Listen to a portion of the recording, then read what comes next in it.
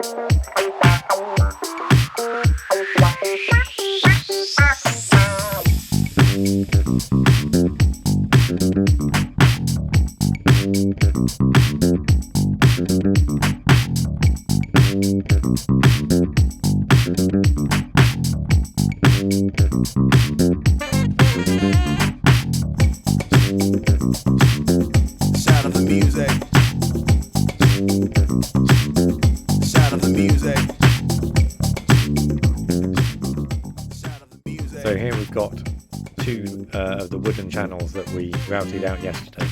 They're mounted onto supports that are effectively the cross members in the ceiling, and then inside one of them is one of the grey LED strips, and there's a half-width sheet of ply behind that we will try and put into the middle of it. Sound of the music.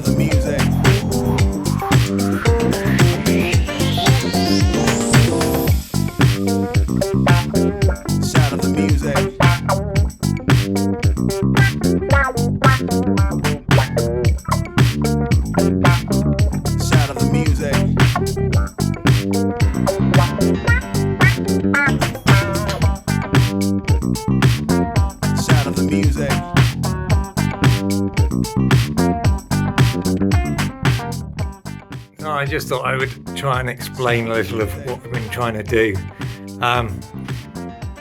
Effectively, these will be put in and support the walls, or be locations where I can attach the walls there and down below. And what we've been trying to do is work out how to support the edge of the ceiling. And so with these cables in here at the edge, which you saw us trying to chisel out, and well, I don't know whether you did, I'm not sure whether the camera's on it anyway, but we tried to chisel out to push those further in so that then the cables would be hidden in this gap here, but that was proving really problematic. And just before Stu left, then we sat down for an Eccles cake and a cup of tea, which is generally speaking the way to solve the world's problems, I think. But anyway, so Stu came up with the idea that actually this cable doesn't need to be right in the corner.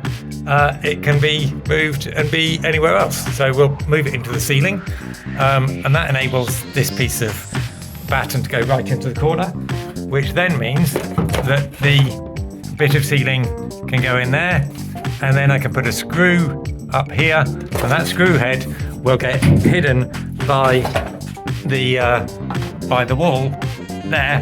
So happy days.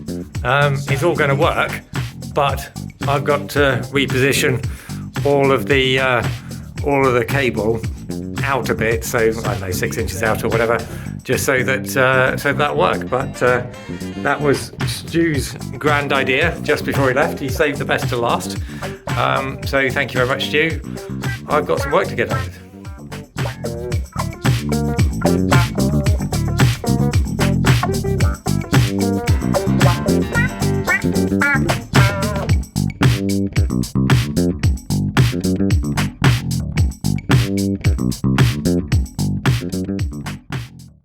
Well, that's the end of another day building Evie. I'm stopping because I need to put some more spray foam insulation up there, because when I was trying to chisel out for the cable, and I went too deep and got back to metal, so I don't want that.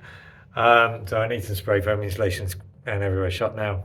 I have been going down the boat, putting these horizontals and vertical marks where the wood is.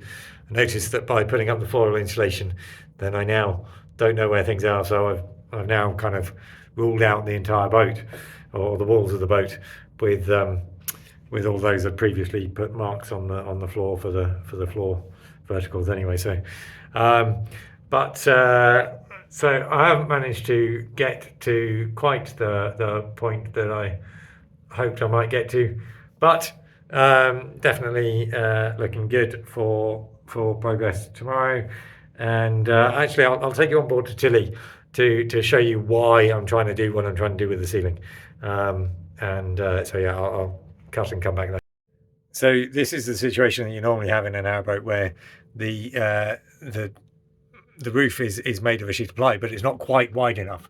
So you end up with a very wide cover strip at either side.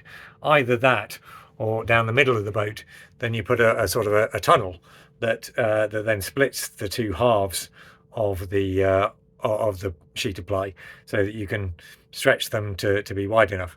Now, I didn't want either of those things, so I came up with the idea that if I put a half sheet of ply down the middle, and then a third of a sheet of ply at the edge and a third of a sheet of ply at the other edge, that gives me 1 1/6 sheets of ply. So that is enough to actually reach from edge to edge of the boat. But that means that you have to come up with some method of joining these things and what have you. And my LED channels are have a very small little ears either side, on which I am going to manage to locate the ply of the ceiling. So that's what I'm trying to do. As I say, a number of people have told me that I'm somewhere between mad and well, going to find it difficult. But I think well, today we have definitely shown that we can, or I can do what I've been trying to do. So now it's just a question of sorting out the edges so that is supported properly as well.